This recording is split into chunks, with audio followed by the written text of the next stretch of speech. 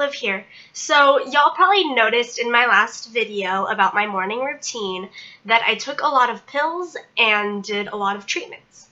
And so I just wanted to tell you guys a little bit about what that is, what that's about, and stuff like that. So I have a disorder called cystic fibrosis, or in short, CF. And so first off, I'm just gonna read you guys the definition from cff.org, and that's the cystic fibrosis website. Cystic fibrosis is a life-threatening genetic disease that causes persistent lung infections and progressively limits the ability to breathe. In people with CF, a defective gene causes a thick buildup of mucus in the lungs, pancreas, and other organs. In the lungs, the mucus clogs the airways and traps bacteria, leading to infections, extensive lung damage, and eventually respiratory failure. In the pancreas, the mucus prevents the release of digestive enzymes that allow the body to break down food and absorb vital nutrients. I also have cystic fibrosis-related diabetes, which is a third type of diabetes that no one really knows exists. Basically, unlike people with type 1 diabetes, they don't produce insulin at all. My body does produce insulin, but it's blocked off by the mucus, so it can't leave the pancreas. In order to say what I have a laptop right here, so that's what the glowing's from. But to kind of describe the experience of CF, I'm actually going to read you guys my college essay. Because I wrote that about the experience of being in the hospital. I get hospitalized pretty often. I would say 3 to 4 times a year, sometimes less, but on average.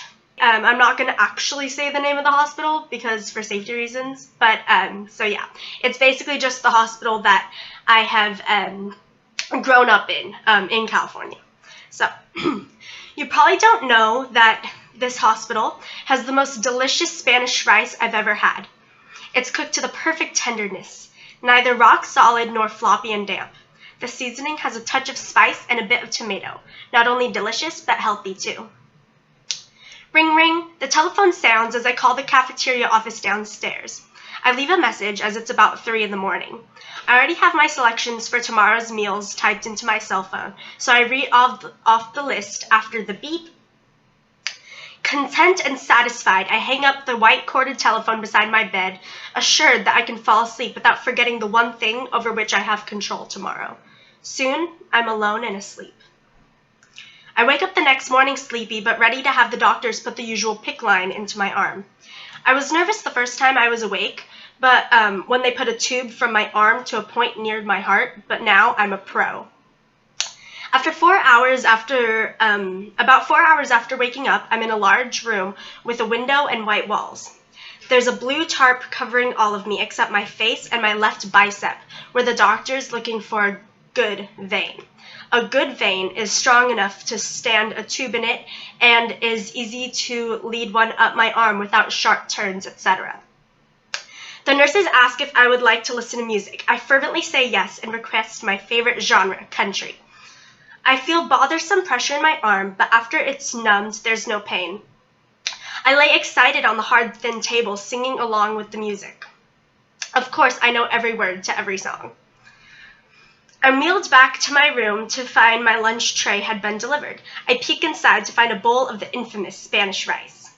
Unfortunately, the respiratory therapist, or RT, comes to administer my breathing treatments, so my experience of eating Spanish rice must be delayed. I have cystic fibrosis, a genetic disorder with which my mucus is thick and sticky than that of people without the disease. It affects my pulmonary, digestive, and endocrine systems.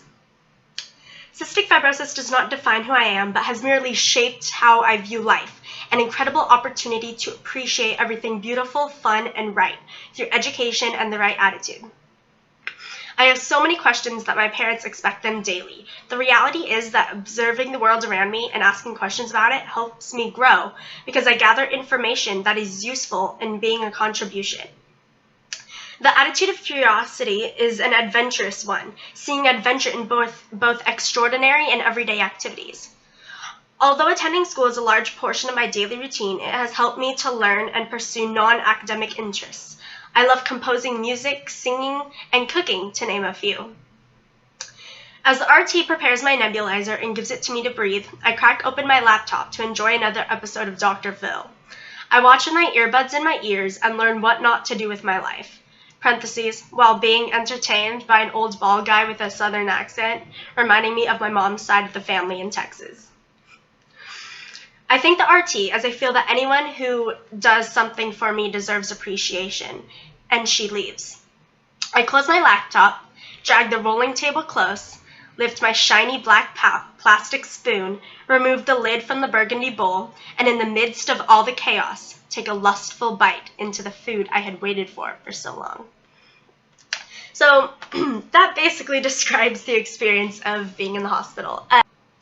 So that's the experience of having cystic fibrosis. And is it easy? No. Do I wish I didn't have it? Yes. But at the same time, I don't know who I would be without it. It really has, it's definitely been its curse, but it's also been a blessing in my life. Just to have incredible health care and just, I feel like it's strengthened me in every way possible. Probably not physically, but mentally, emotionally, spiritually. It's just been a blessing in that way for me. So yeah, by the way, if you guys have any desire to donate to the CF Foundation, that would be amazing. If you just go to cff.org and it'll say right there, it'll say donate, and like any amount you could give, you know, $1 or like $5,000, and any amount would be greatly appreciated.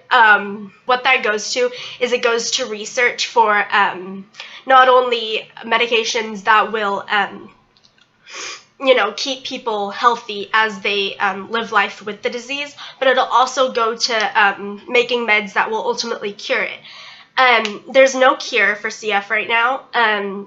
However, 4% of the population with CF has already been cured with a medication that has been made, and so that's a very rare genetic mutation that they have, and so they're working on making more medications for the rest of the CF population. So please keep that in mind. If you would have the heart to do so, that would be fantastic. So thank you guys for watching. Please follow me on Twitter, and more videos are to come. I think maybe there might be more. I'll definitely do another cover and more fun videos. So, okay. See ya. Bye, guys.